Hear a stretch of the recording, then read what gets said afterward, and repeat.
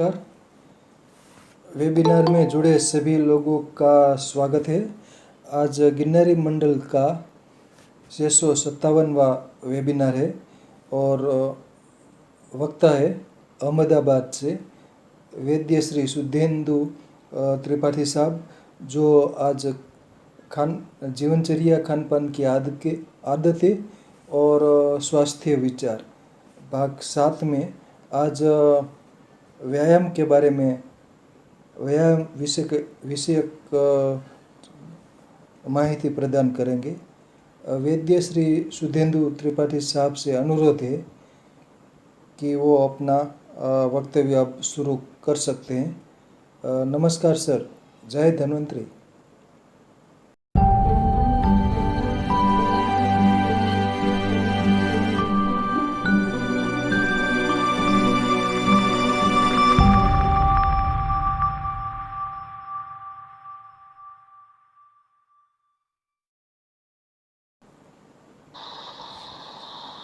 नमस्कार सर, जय धन्वंतरी, जय आयुर्वेद सभी को।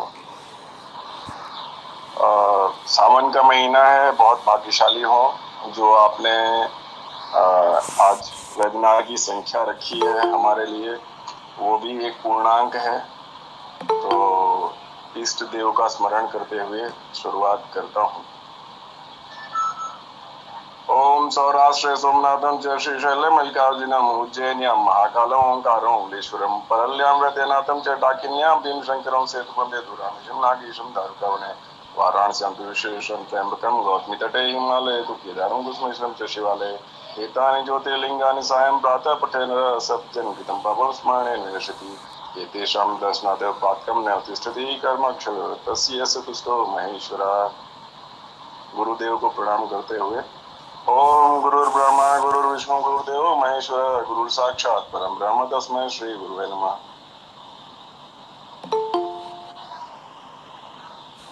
आशा है सभी का आशीर्वाद हमको प्राप्त होगा। आज का जो विषय है, ये जो श्रृंखला चल रही है जीवनचर्या पे काफी समय से, वास्तविक तौर पे जो हमारा जीवन है वो दवाओं के लिए, औषधियों के लिए तो बना नहीं है। जीवन का उद्देश्य क्या है? जीवन का उद्देश्य है सुख, और कहा जाता रहा है कि निरोगी काया पहला सुख है। तो उसके लिए हम पूरे के पूरे जीवन काल में ज्यादातर जो समय बिताते हैं वो कहीं ना कहीं किन चीजों में बिताते हैं? तो वो बिताते हैं भोजन में, शयन में। कोई भी काम करते तो थक जाते हैं तो आराम करते हैं। तो इन सब चीजों का और सही तरीके से करने का जो महत्व है, वही जीवनचर्या या दिनचर्या है। और दवा तो हम क्या 500 mg 1000 mg खाते हैं, लेकिन जब हम भोजन करने बैठते हैं तो 100 ग्राम करके भी अगर 5 चीजें हुई, रोटी सब्जी दाल चावल, तो भी 500 ग्राम हो जाता है। वो 1000 गुना उससे ज्यादा होता है। तो कई बार मैं जब पेशेंट्स के साथ बात करता हूँ तो उनको ध्यान दिलाता हूँ, जब वो बोलते हैं कि सर दवा जो है यथेष्ट तरीके से काम नहीं कर रही है, तो हम बोलते हैं उनको कि भाई आप परहेज यथेष्ट तरीके से कर रहे हैं, क्योंकि कहीं ना कहीं जहां हमारा आहार है वो उसका 1000 गुना है।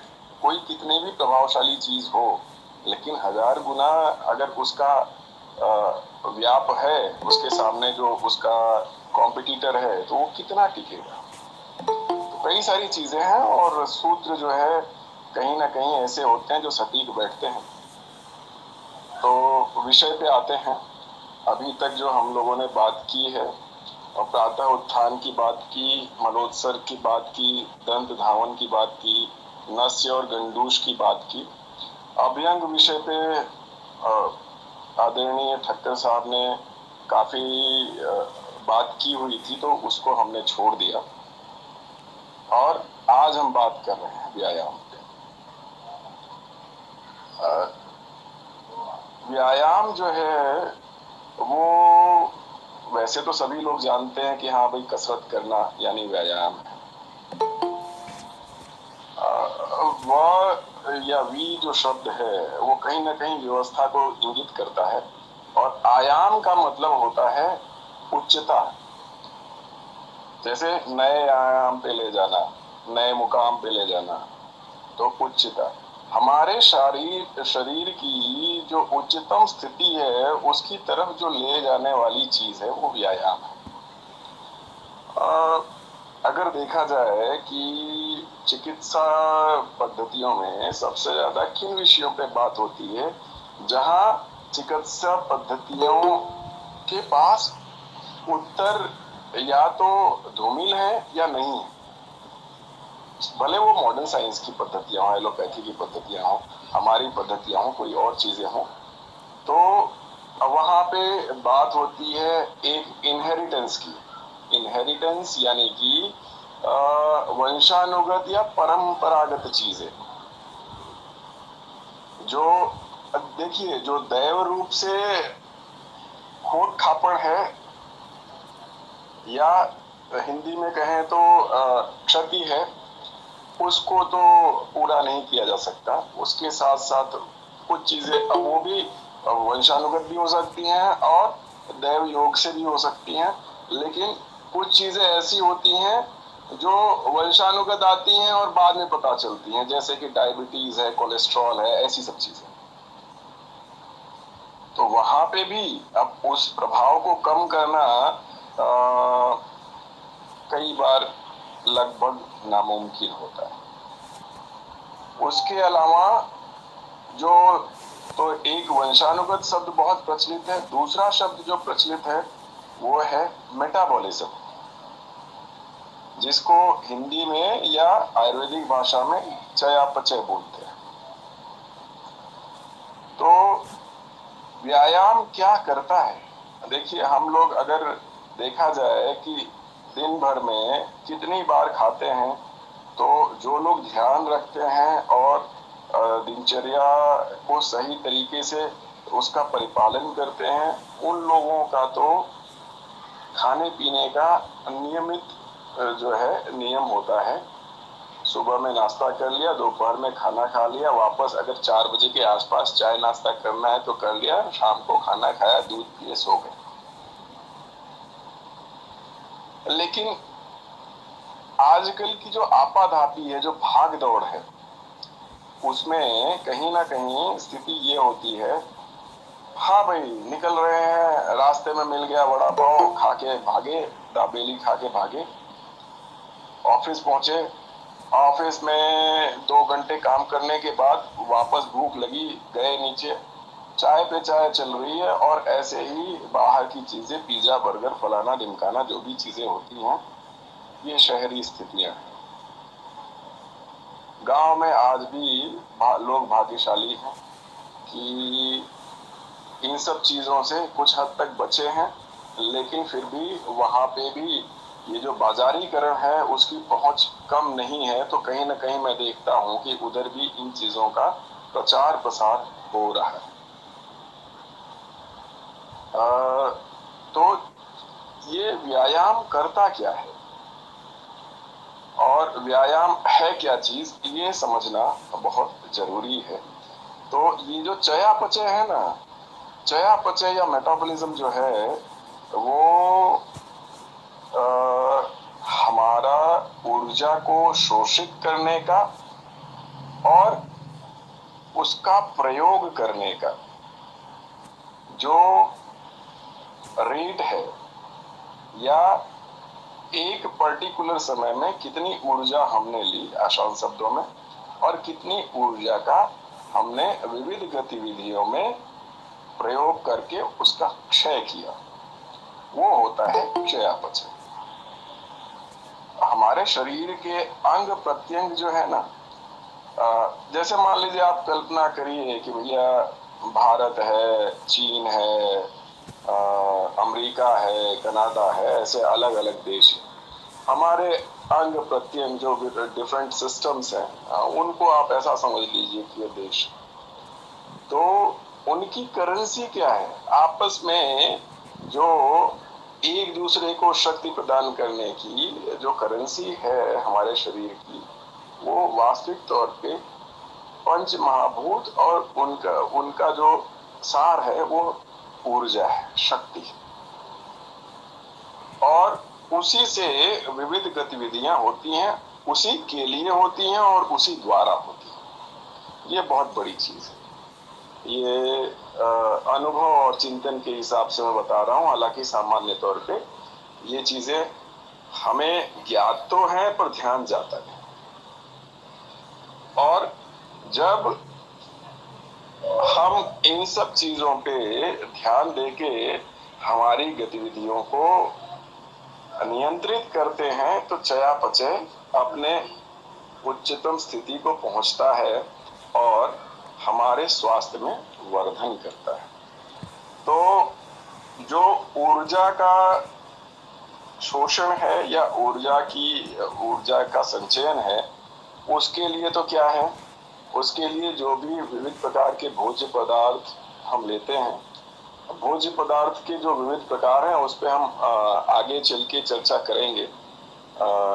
व्यायाम तो हम दिन में 1 घंटा करते हैं, भोजन एक बार करते हैं, भोजन तो खैर कई बार होता है, तो वो इससे ज्यादा ही होगा, उस पर चर्चा। तो जो बात हो रही थी व्यायाम की, तो जो चयापचय है उसको अनुकूलित करने का कार्य व्यायाम करता है। क्योंकि सामान्य दिनचर्या में जो हम ऊर्जा का प्रयोग करते हैं, एक विशेष समय में उससे अधिक ऊर्जा का प्रयोग करते हैं, और जो अधिक मात्रा में हमारे शरीर में ऊर्जा संचित हो गई है वो अलग अलग प्रकार से हो सकती है। फैट के रूप में हो सकती है,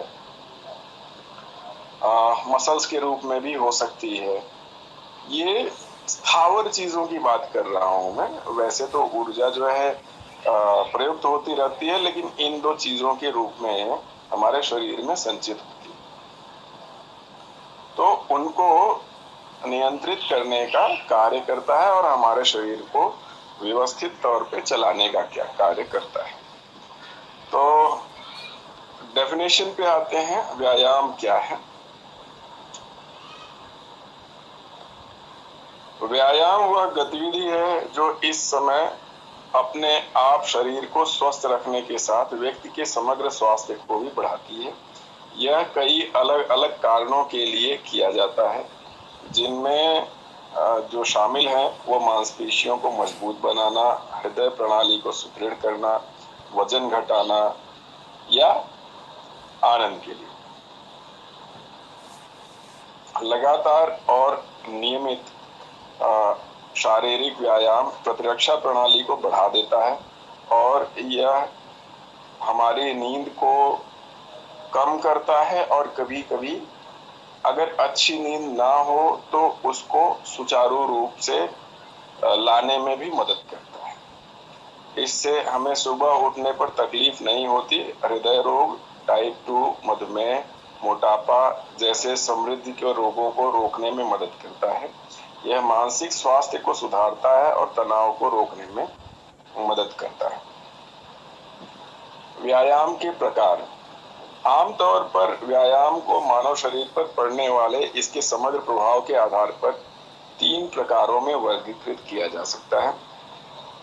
पहला है नम्यक या लचीलापन देने वाला व्यायाम, जैसे कि शरीरों के भागों को खींचना, मांसपेशियों और जोड़ों की गति की सीमा में सुधार करता है। एरोबिक व्यायाम जैसे साइकिल चलाना, तैराकी, घूमना, नौकायन, दौड़, लंबी पैदल यात्रा या टेनिस खेलना आदि।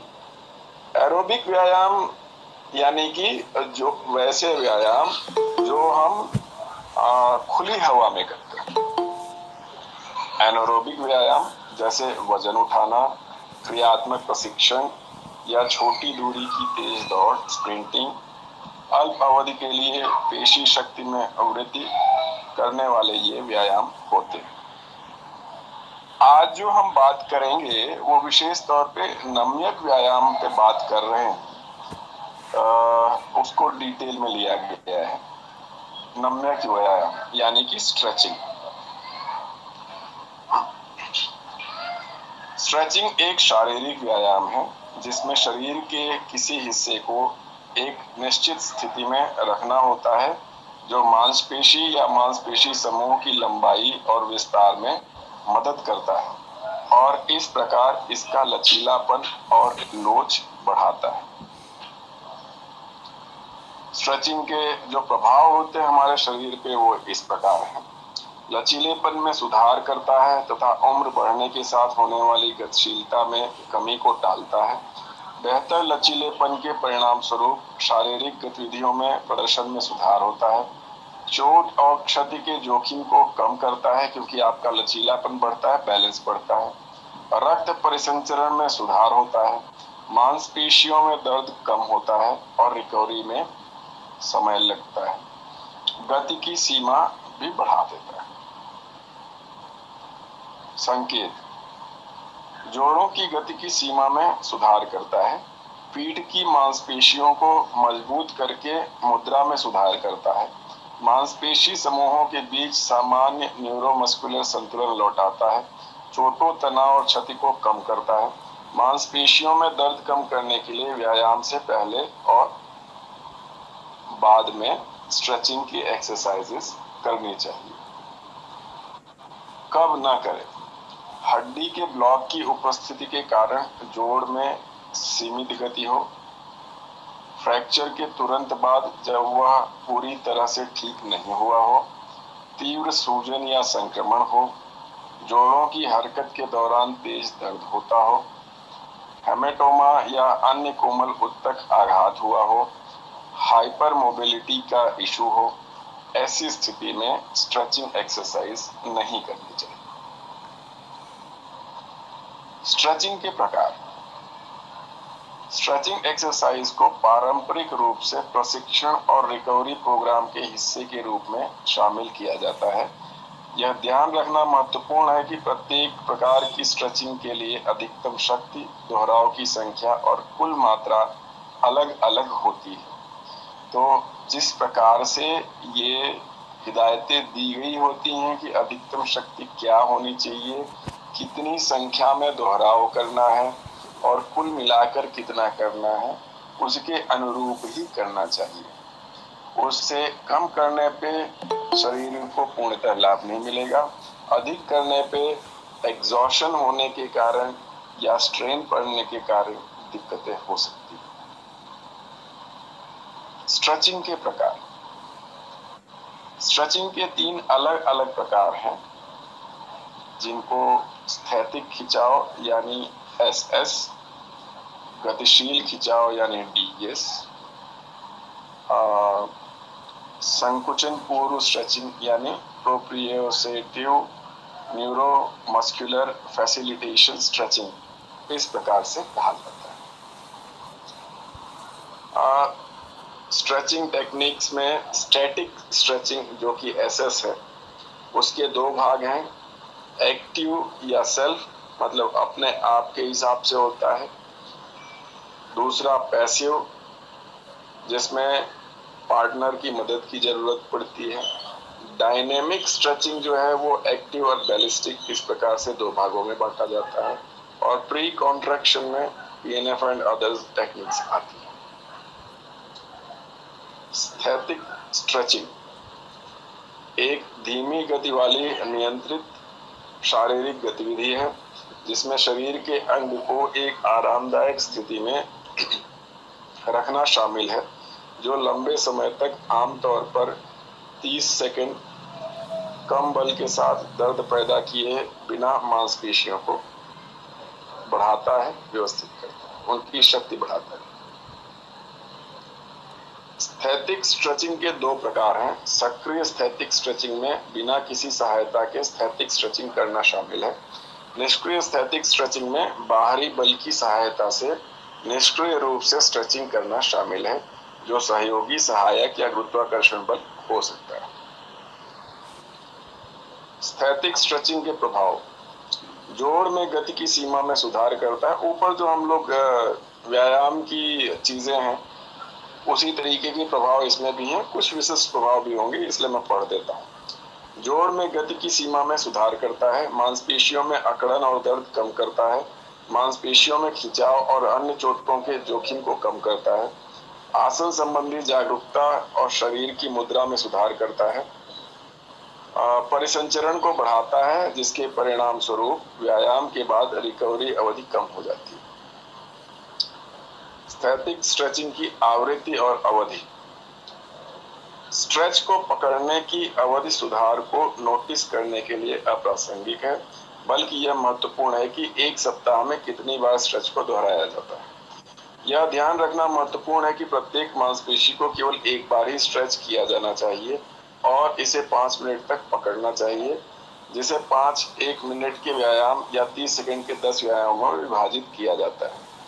ये जो स्थैतिक स्ट्रेचिंग वाली चीजें हैं ना, ये जिम में ज्यादा आप देख सकते हैं कि या फिर जो लोग जो है ना फिजियोथेरेपी कराते हैं या जो पर्टिकुलरली एक्सरसाइज कराने वाले ट्रेनर्स होते हैं, जिसको बोलते हैं ना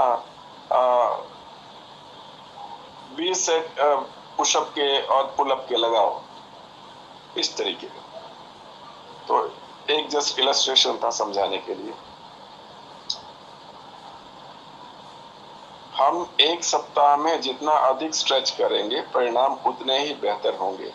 जहां कुछ अध्ययनों के अनुसार 3 सप्ताह से अधिक समय तक स्ट्रेचिंग करने से अकड़न कम होती है और गति की सीमा बढ़ती है।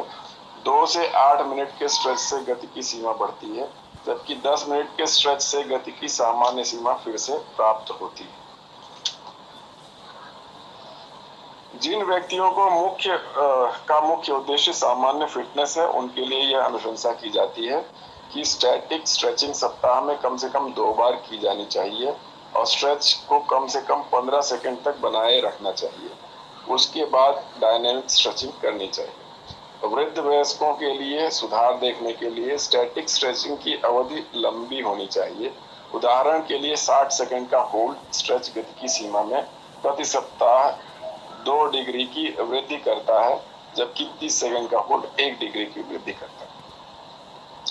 बच्चों के लिए शारीरिक शिक्षा कक्षा में स्थैतिक स्ट्रेचिंग को शामिल करने से हैमस्ट्रिंग मांसपेशियों के लचीलेपन में काफी सुधार हुआ है, ऐसा एक रिसर्च बोलता है।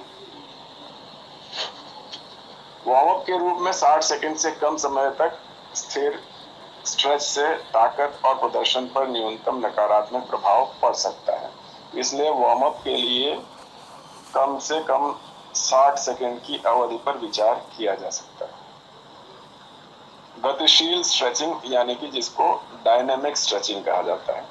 डायनेमिक स्ट्रेचिंग एक नियंत्रित गतिविधि है, बैलिस्टिक स्ट्रेच के विपरीत, जिसमें उछलने वाली गतिविधियां शामिल होती हैं जो चोट के जोखिम को बढ़ाती हैं, जिसमें एक गतिविधि का प्रदर्शन क्रमिक रूप से गति की सीमा को क्रमिक रूप से दोहराए जाने वाले आंदोलनों के माध्यम से बढ़ाता है जब तक कि सीमा का अंत प्राप्त न हो जाए। इसे खड़े होकर या चलते हुए किया जा सकता है। जो व्यक्ति तैराकी जैसे विशिष्ट खेल खेलते हैं, उनके लिए गतिशील स्ट्रेचिंग व्यायाम में उस गतिविधि की गति की नकल करना शामिल होता है, जैसे पानी में उतरने से पहले हाथों को गोल गोल घुमाना, तथा इसे अक्सर स्थैतिक स्ट्रेचिंग के बाद किया जाता है। इसी तरीके से आपने देखा होगा रस्सी कूद कराते हैं ताकि आपके हाथ और पैर खुल जाएं, लेकिन ये है कि जो सावधानियां रखनी है उनका ध्यान रखना। गतिशील स्ट्रेचिंग के प्रभाव, शारीरिक कार्यक्षमता और लचीलापन बहाल करें, दोहरावपूर्ण गति के माध्यम से न्यूरोमस्कुलर नियंत्रण में सुधार करें, जो तंत्रिका संदेश चालन गति, मोटर नियंत्रण, मांसपेशी अनुपालन को बढ़ाता है, शरीर का मुख्य तापमान बढ़ाता है, ऊर्जा उत्पादन में तेजी लाता है, गति और शक्ति जैसे प्रदर्शन मापकों में सुधार करता है। स्टैटिक स्ट्रेचिंग की तुलना में हैमस्ट्रिंग एक्सटेंसिबिलिटी और स्ट्रेच टॉलरेंस पर डायनेमिक स्ट्रेचिंग की दक्षता पर 60 प्रतिभागियों पर किए गए एक यादृच्छिक नियंत्रण परीक्षण के आधार पर स्टैटिक स्ट्रेचिंग की तुलना में हस्तक्षेप के 1 घंटे बाद हैमस्ट्रिंग एक्सटेंसिबिलिटी और स्ट्रेच टॉलरेंस में वृद्धि हासिल करने में डायनेमिक स्ट्रेचिंग अधिक प्रभावी थी। सो ये एक रिसर्च है जिसका रिजल्ट है कि स्टैटिक स्ट्रेचिंग की तुलना में डायनेमिक स्ट्रेचिंग अधिक प्रभावी है। संकुचन पूर्व स्ट्रेचिंग। प्री कॉन्ट्रैक्शन स्ट्रेचिंग एक प्रकार की स्ट्रेचिंग है जिसमें मांसपेशियों का संकुचन और खिंचाव दोनों शामिल हैं। इसे मूल रूप से मांसपेशियों को आराम देने और मांसपेशियों की टोन बढ़ाने के एकमात्र उद्देश्य से विकसित किया गया है। सबसे आम प्रकार पीएनएफ या प्रोप्रियोसेप्टिव न्यूरोमस्कुलर फैसिलिटेशन है, जो एक ऐसी तकनीक है जिसे विभिन्न तरीकों से किया जा सकता है, जिनमें से एक कॉन्ट्रैक्ट रिलैक्स विधि है, जिसके दौरान एक साथी द्वारा मांसपेशियों को खींचने की स्थिति में रखा जाता है और व्यक्ति कम से कम 4 सेकंड के लिए मांसपेशियों को सिकोड़ता है। उसके बाद 2 से 3 सेकंड की एक छोटी विश्राम अवधि होती है। खिंचाव को प्रारंभिक खिंचाव से आगे बढ़ाया जाना चाहिए और लंबे समय तक रखा जाना चाहिए। कम से कम 10 सेकंड के लिए रखा जाना चाहिए और 20 सेकंड के लिए आराम करना चाहिए। कभी आपने क्रिकेटर्स को प्रैक्टिस करते हुए देखा हो या वॉलीबॉल या बास्केटबॉल प्लेयर्स को एक्सरसाइज करते देखा हो, तो आपने देखा होगा एक आदमी उसका पैर पकड़े रहता है और वो जो है लेटी हुई स्थिति से उठता है, अपने एल्बोज को नी को टच कराता है, वाइस वर्सा, यानी राइट हैंड का एल्बो लेफ्ट हैंड के नी पे हाफ बेंड नी रहता है और लेफ्ट हैंड का एल्बो राइट हैंड के नी पे। तो ये इस तरीके से किया जाता है। एक जस्ट इलस्ट्रेशन था समझने के लिए।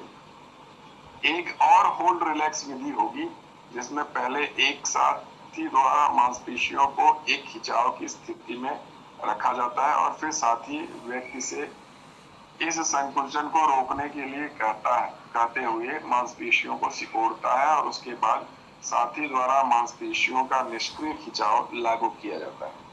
एक अलग विधि कॉन्ट्रैक्ट रिलैक्स एगोनिस्ट कॉन्ट्रैक्ट होगी, जिसके दौरान साथी द्वारा मांसपेशियों को कम से कम 4 सेकंड के लिए बढ़ाया जाता है और व्यक्ति को मांसपेशी के एगोनिस्ट को सिकोड़ने के लिए कहा जाता है।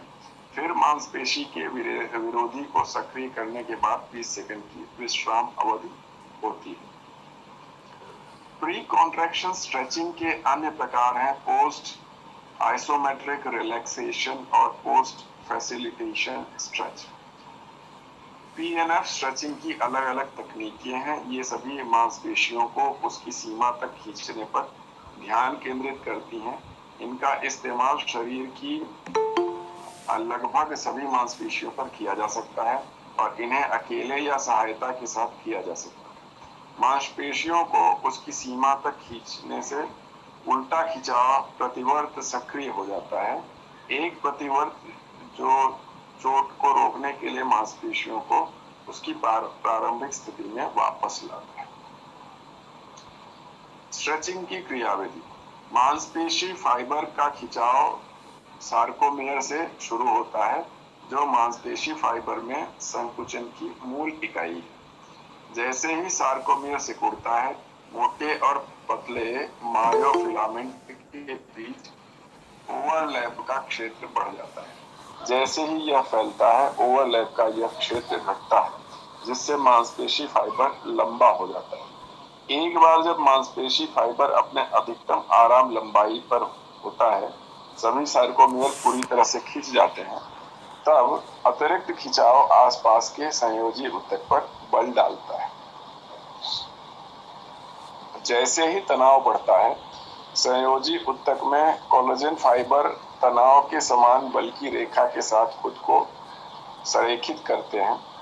इसलिए जब आप खिंचाव करते हैं तो मांसपेशी फाइबर को सार्कोमियर द्वारा अपनी पूरी लंबाई के सार्कोमियर तक खींचा जाता है और फिर संयोजी ऊतक शेष ढीलापन लेता है।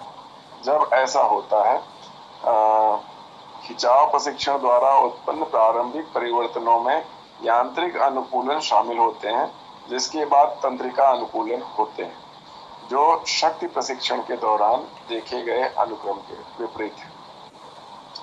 जब किसी मांसपेशी को खींचा जाता है तो उसके कुछ तंतु लंबे हो जाते हैं, लेकिन अन्य तंतु स्थिर रह सकते हैं। जितने ज्यादा तंतु खींचते हैं, खींची हुई मांसपेशी की लंबाई उतनी ही ज्यादा बढ़ती है।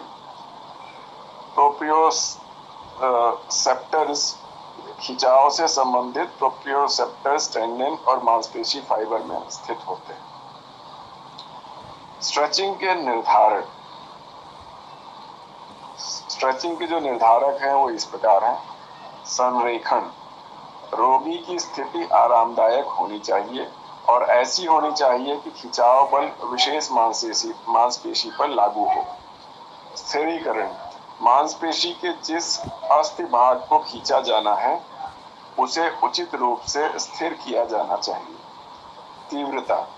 यह लगाए गए खिंचाव का परिणाम है। अवधि। खिंचाव का कुल समय जो लागू किया जाना है। गति। वह दर जिस पर प्रारंभिक खिंचाव लागू किया जाता है। आवृत्ति। प्रतिदिन या प्रति सप्ताह स्ट्रेचिंग सत्रों की कुल संख्या। स्ट्रेच का तरीका। यह स्ट्रेच का प्रकार है। स्थैतिक, बैलिस्टिक या चक्रीय। क्लाइंट की भागीदारी की मात्रा, सक्रिय या निष्क्रिय। और स्ट्रेच का स्रोत, मैनुअल, मैकेनिकल या स्वयं। ये स्ट्रेचिंग के निर्धारक हैं। अब हम बात करेंगे दो स्ट्रेचिंग एक्सरसाइजेस की, जिससे हम और आप ऑलमोस्ट सभी वाकिफ हैं और कभी न कभी हमने वो चीजें की हैं। हम सभी ने कभी न कभी पीटी में भाग लिया है या पीटी का हिस्सा रहे हैं। पीटी यानी होता है फिजिकल ट्रेनिंग। स्कूलों में नॉर्मली शरीर विज्ञान, शारीरिक जो कसरत है उसके पीरियड्स में ये किया जाता रहा है।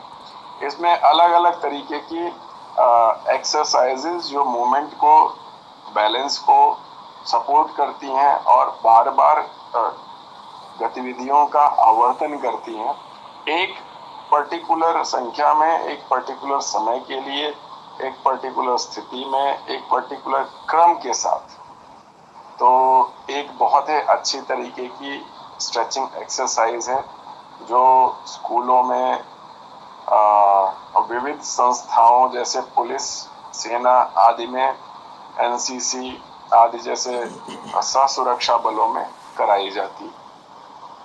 आप आगे देख सकते हैं अलग अलग तरीके के जो आसन या पोजेस होते हैं जो करते कराते हैं।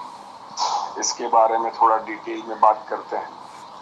एक पूर्ण शारीरिक विकास और व्यायाम के लिए जरूरत होती है कि शारीरिक बल और तंदुरुस्ती के साथ साथ शारीरिक और मानसिक स्फूर्ति शरीर में आए। इसी को ध्यान में रखते हुए आज के समय में आर्म्ड फोर्स या लोकल पुलिस ट्रेनिंग के दौरान जो शारीरिक प्रशिक्षण दिया जाता है वो स्वीडन के फौज और नील बुक द्वारा इजाद किया हुआ शारीरिक प्रशिक्षण को मिलाकर एक पीटी सिस्टम बनाया गया था। वही आजकल सभी जगह ट्रेनिंग के लिए अपनाया जाता है। शारीरिक प्रशिक्षण का जो सिस्टम है, शुरुआत के दिनों में 3 सिस्टम थे। स्वीडन सिस्टम, ऑक्सफोर्ड या डेनमार्क सिस्टम और नेल्समिथ सिस्टम। डेनमार्क सिस्टम को पूरे विश्व ने अपनाया। 1906 में ब्रिटिश राज्य के दौरान अंग्रेज आर्मी ऑफिसर कर्नल फॉक्स को स्वीडन भेजा गया। वह पीटी के बारे में जानकारी हासिल करने के लिए वहां जाने के बाद कर्नल फॉक्स ने पीटी से प्रभावित होके जब वे लौटे तो उस समय भारत में ब्रिटिश आर्मी थी। उन्होंने स्वीडन सिस्टम को अपनाया और यह सिस्टम 1908 तक चला। 1918 के प्रथम विश्व युद्ध के बाद उस समय के आर्मी के 3 अधिकारियों को प्रोफेसर नेल्स्मिथ के अधीन पीटी के लिए डेनमार्क भेजा गया। उसके बाद 3 प्रकार के सिस्टम लागू हो गए। डेनमार्क से वापस आने के बाद scouts and guides, cubs and bulbuls, ये सब आप जानते हैं, उनको सिखाया गया पीटी किस तरीके से किया जाता है। स्काउट्स को मजबूत बनाने वाली एक्सरसाइज है पीटी। स्काउट को फ्लेक्सिबल बनाने और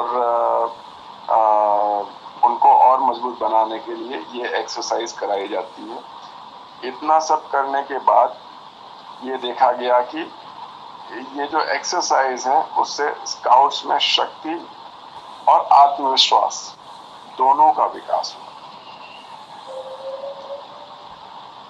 सुबह हो या शाम रोज करिए योग, निकट ना आएगा आपके कोई रोग। योगा से हम आप सब परिचित हैं। योग जो है वो हमारे पंचभूतों का सम्यक और उचित संयोग है। हमारे शरीर और हमारी आत्मा का एक उचित संयोग है और मन मस्तिष्क का परमात्मा से मेल का भी एक बहुत ही सम्यक और सुदृढ़ सहयोग है। योग भारत में आज से नहीं अनादिकाल से प्रचलित रहा है, तो इसके बारे में चर्चा करेंगे। ये भी एक स्ट्रेचिंग एक्सरसाइज है और योग के अनेकों प्रकार हैं। सूक्ष्मतम प्रकार जो है वो श्वसन की क्रिया से और प्रणों के उच्चार से शुरू होता है, जबकि एक्सरसाइज या व्यायाम के रूप में देखे जाएं तो विविध प्रकार के हठ योग हैं, सूर्य नमस्कार है और अलग अलग आसन है। तो आज हम इस पे एक प्रारंभिक जो डिस्कशन है वही करेंगे और बाद में इसको डिटेल में लेंगे अगले भाग में। योग के अनेक प्रकार हैं आसनों के, जो आप देख सकते हैं। पश्चिमोत्तासन है, भुजंगासन है, ऊर्ध्व सर्वांगासन है, हलासन है, कर्णपीड़ासन है, शलभासन है, धनुरासन है, उष्ट्रासन है। इसके अलावा चक्रासन है, जानुशीर्षासन है, त्रिकोणासन है, मत्स्यासन है, मयूरासन है, गोमुखासन है, अर्ध मत्स्येंद्रासन है, भद्रासन है, वृद्ध पद्मासन है, बद्ध पद्मासन है, शीर्षासन है, शवासन है, पद्मासन है। ये विविध प्रकार के आसन जो सर्वार्थ प्रचलित हैं उनकी बात की हमने। योग अनिवार्य रूप से एक अत्यंत सूक्ष्म विज्ञान पर आधारित आध्यात्मिक अनुशासन है जो मन और शरीर के बीच सामंजस्य लाने पर केंद्रित है। यह स्वस्थ जीवन जीने की एक कला और विज्ञान है। योग शब्द संस्कृत मूल युज से लिया गया है, जिसका अर्थ जुड़ना या जोड़ना या एकजुट होना है। योग शास्त्रों के अनुसार योग का अभ्यास व्यक्तिगत चेतना को सार्वभौमिक चेतना के साथ जोड़ता है, जैसा कि मैंने इंगित किया, जो मन और शरीर, मनुष्य और प्रकृति के बीच एक पूर्ण सामंजस्य का संकेत देता है। आधुनिक वैज्ञानिकों के अनुसार ब्रह्मांड में सब कुछ एक ही क्वांटम आकाश की अभिव्यक्ति है। जो व्यक्ति अस्तित्व की इस एकता को अनुभव करता है उसे योग में कहा जाता है और उसे योगी कहा जाता है, जिसने मुक्ति, निर्वाण और मोक्ष के रूप में सदर्भित स्वतंत्रता की स्थिति प्राप्त की है। इस प्रकार योग का उद्देश्य आत्म साक्षात्कार है और कई प्रकार के योग हैं। योग के संक्षिप्त इतिहास के बारे में बात करें तो माना जाता है कि योग का अभ्यास सभ्यता के आरंभ से ही शुरू हो गया था। योग विज्ञान की उत्पत्ति हजारों साल पहले हुई थी। पहले धर्मों या विश्वास प्रणालियों के जन्म से बहुत पहले यह हुआ था। योग विद्या में शिव को पहले योगी या आदि योगी के रूप में माना जाता है। पहले गुरु और आदि गुरु के रूप में देखा जाता है और उनसे यह सप्तऋषियों में 7 ऋषियों को दिया गया और उन्होंने इसका प्रचार प्रसार पूरी दुनिया में किया। सिंधु सरस्वती घाटी सभ्यता की मोहरों और जीवाश्म अवशेषों की संख्या यौगिक उद्देश्यों और योग साधना करते हुए आकृतियों के साथ प्राचीन भारत में योग की उपस्थिति का प्रमाण देते हैं। लिंग के प्रतीक देवी माँ की मूर्तियों की मोहर तंत्र योग के सूचक हैं। योग की उपस्थिति लोक परंपराओं, सिंधु घाटी सभ्यता, वैदिक और उपनिषद विरासत, बौद्ध और जैन परंपराओं, दर्शन, महाभारत रामायण के महाकाव्यों, शैव वैष्णव और तांत्रिक परंपराओं की आसक्ति परंपराओं में उपलब्ध है। इसके अलावा एक आदिम या शुद्ध योग है जो दक्षिण एशिया की रहस्यमय परंपराओं में प्रकट हुआ है। यह वह समय था जब योग का अभ्यास गुरु के प्रत्यक्ष मार्गदर्शन में किया जाता था और इसके आध्यात्मिक मूल्य को विशेष महत्व दिया जाता था। यह उपासना का एक हिस्सा था और योग साधना उनके अनुष्ठानों में अंतर्निहित थी। वैदिक काल में सूर्य को सबसे अधिक महत्व दिया गया था और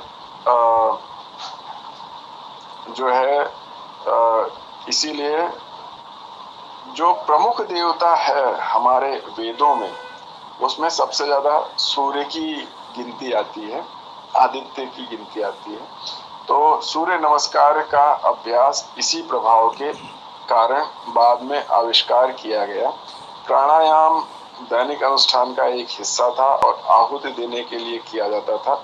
यद्यपि योग का अभ्यास पूर्व वैदिक काल में भी किया जाता रहा है, लेकिन महान ऋषि महर्षि पतंजलि ने अपने योग सूत्रों के माध्यम से योग की तत्कालीन प्रचलित प्रथाओं, उसके अर्थ और उससे संबंधित ज्ञान को व्यवस्थित और संहिताबद्ध किया।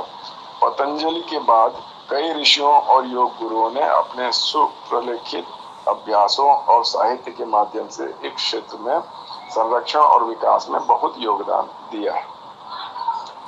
सूर्य नमस्कार की बात सब करते हैं। सूर्य नमस्कार पे विशिष्ट तौर पे मैं जोर इसलिए दे रहा हूँ क्योंकि जिस तरीके से हमने अभी ऊपर पीटी की देखा था, जो कि एक आवर्तन है, सम्यक है, क्रमात्मक है, उसी तरीके से सूर्य नमस्कार भी विविध आसनों का एक संयोजन है, आवर्तन है। शरीर का जो होमोजेनियस सिमेट्री है उसको सेट करने वाला और सिद्ध करने वाला है।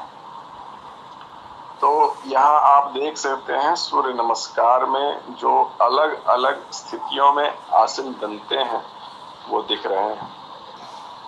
नमस्कार मुद्रा से शुरू होके ताड़ासन, त्रिकोणासन और इस तरीके से अलग अलग चीजें होते हुए भुजंगासन करते हुए फिर वापस त्रिकोणासन करते हुए फिर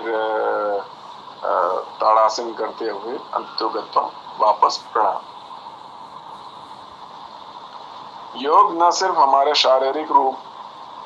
हमको शारीरिक रूप से मजबूत बनाता है बल्कि इससे मानसिक शांति भी मिलती है। योग के कई प्रकार हैं जिनमें सबसे लोकप्रिय सूर्य नमस्कार है। 12 आसनों वाले सूर्य नमस्कार में किए जाने वाली मुद्राओं में प्रणामासन, हस्त उत्तानासन, हस्त पादासन, अश्वसंचलासन, अधोमुख श्वानासन, पर्वतासन, अष्टांग नमस्कार, भुजंगासन, पर्वतासन, ताड़ासन, हस्त पादासन आदि शामिल हैं। आप चाहें तो एक दिन में 5 या 6 योगासनों को भी करके फिट एंड फाइन रह सकते हैं। सूर्य नमस्कार के योगासनों के फायदे। प्रणामासन को सबसे पहले करना होता है। इससे हमारे नर्वस सिस्टम को फायदा पहुंचता है। स्ट्रेस को दूर कर या कम करने के लिए यह आसन अच्छा है। हस्तोत्तनासन को करने के लिए पेल्विक फ्लोर को स्ट्रेंथ मिलती है। पेट की मांसपेशियों में खिंचाव लाने वाले इस आसन से पेट की चर्बी को कम करने में मदद मिलती है। पाद हस्तासन, इससे हमारे बॉडी में फ्लेक्सिबिलिटी बढ़ती है। अगर कंधे या कमर में पेन रहता है तो इसे करने से काफी हद तक कम हो सकता है। जिन लोगों को पेट या पाचन तंत्र से जुड़ी समस्याएं हैं, उन्हें सूर्य नमस्कार के इस योगासन यानी कि अश्व संचलनासन को करना चाहिए। पर्वतासन भी हमारे फैट को बर्न करने का काम करता है। ब्लड सर्कुलेशन में सुधार लाने के लिए इस योगासन को रोजाना करें। अष्टांग नमस्कार के जरिए इम्यून सिस्टम को मजबूत रखा जा सकता है। एक्सपर्ट के मुताबिक इससे हमारे शरीर के 8 अंगों को एक साथ फायदा मिलता है, इसलिए इसे अष्टांग नमस्कार कहा जाता है। भुजंगासन से हमारा पेट स्वस्थ रहता है। बॉडी में दर्द या स्ट्रेस की प्रॉब्लम से राहत पाने के लिए इस आसन को किया जा सकता है। अधोमुख श्वानासन से हमारे रीढ़ की हड्डी मजबूत होती है। इससे महिलाओं के लिए बेहद फायदेमंद माना जाता है। हस्त पादासन हमारे नर्वस सिस्टम के लिए अच्छा होता है। जिन्हें एंजाइटी या नींद न आने की समस्या है, उनके लिए यह आसन वरदान के समान है। ताड़ासन का सबसे ज्यादा फायदा बच्चों को मिलता है, क्योंकि यह हाइट को बढ़ाने में मदद करता है। वैसे ये मांसपेशियों में आने वाले स्ट्रेच को भी कम करता है। इसके अलावा सूर्य नमस्कार में ऊर्ध्व हस्तासन और दंडासन भी शामिल है। सूर्य नमस्कार योगासनों में सर्वश्रेष्ठ माना जाता है। यह अकेला अभ्यास ही साधक को संपूर्ण योग व्यायाम का लाभ पहुंचाने में समर्थ है। इसके अभ्यास से साधक का शरीर निरोग और स्वस्थ होकर तेजस्वी हो जाता है। सूर्य नमस्कार स्त्री, पुरुष, बाल, युवा, वृद्धों के लिए सभी के लिए उपयोगी है। इसका एक श्लोक भी है, आदित्यस्य नमस्कारान् ये कुर्वन्ति दिने दिने आयु प्रज्ञा बलम वीर्यम तेजस तेषाम च जायते। यानी कि जो लोग प्रतिदिन सूर्य नमस्कार करते हैं, उनकी आयु, प्रज्ञा, बल, वीर्य और तेज सब बढ़ते जाते हैं। सूर्य नमस्कार जो है वो 12 स्थितियों में किया जाता है। वो 12 स्थितियां जो हैं वो 12 अलग अलग तरीके के आसन हैं, जिनके बारे में हमने ऊपर चर्चा की और उनसे जो विशिष्ट लाभ हैं उसके बारे में भी चर्चा की।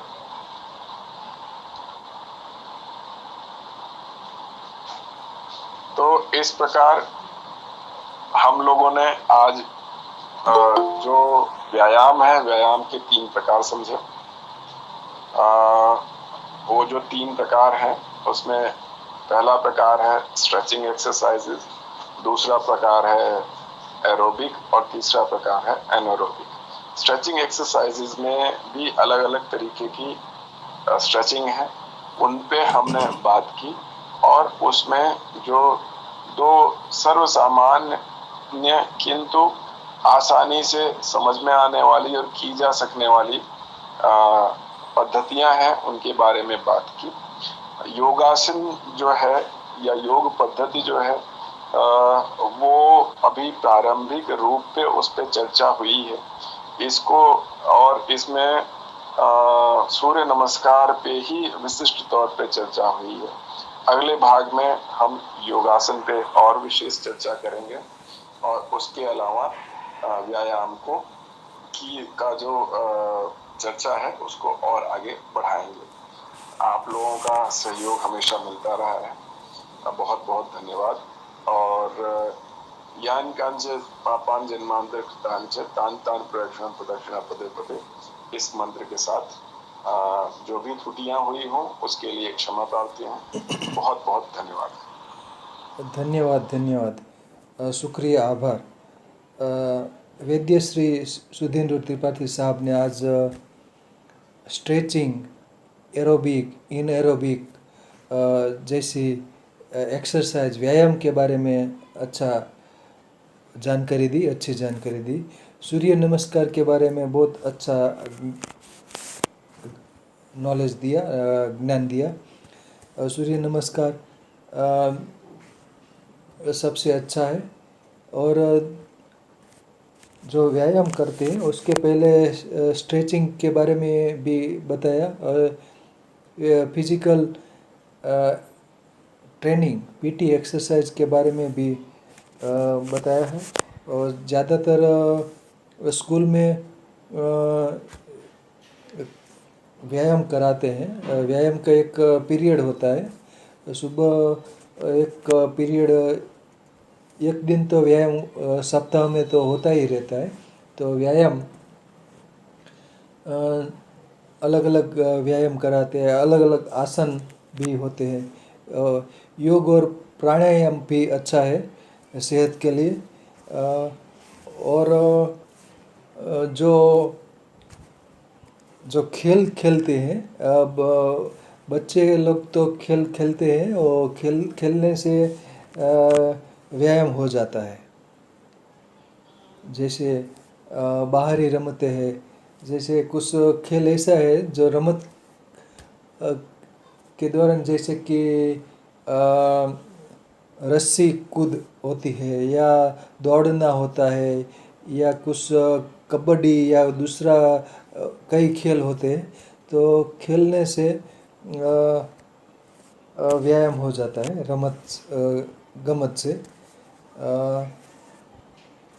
और कुछ रोजिंदी प्रक्रिया भी ऐसी होती है, जैसे चलना, कूदना, या जैसे कि खेड़ूत लोग हैं उसको तो व्यायाम हो ही जाता है, खेड़ूत लोग को। या जो मेहनत करने वाला खेत मजूर है या किसान है उसको तो वो व्यायाम हो ही जाता है। सुबह उठना और देर तक रात को सोना, तब तक सारे दिन कुछ न कुछ प्रवृत्ति होती रहती है। तो जैसे कि पहले महिलाएं भी कुछ कसरतें करती थी, जैसे कि सास बनाना, जो उसको वलोया बोलते हैं। जैसे सास को दही को मंथन करते हैं, मंथन करने के लिए रस्सी से उसको घुमाते हैं, तो उससे भी हाथ की कसरत हो जाती है। जैसे महिला पहले तो, अब तो आटे के लिए पीसने के लिए, गेहूँ या धान्य पीसने के लिए आटा मिल होती है। पहले तो घर घंटी होती थी, घंटी जो पीसने के लिए घंटी पे धान्य को पीसा जाता था, या बाजरा या गेहूँ या दूसरा, तो उससे भी कसरत हो जाती थी। तो ऐसी ऐसी प्रवृत्ति, अब तो कसरत वाली प्रवृत्ति बहुत कम हो गई है। पहले तो कैसी प्रवृत्ति से ही कसरत या व्यायाम हो जाते थे, ऐसा ही कुछ दिनचर्या का भाग होता था, तो इससे व्यायाम हो जाता था। तो बहुत अच्छी जानकारी दी वैद्य श्री सुधेंदु त्रिपाठी साहब ने। बहुत बहुत धन्यवाद, शुक्रिया, आभार। सरस।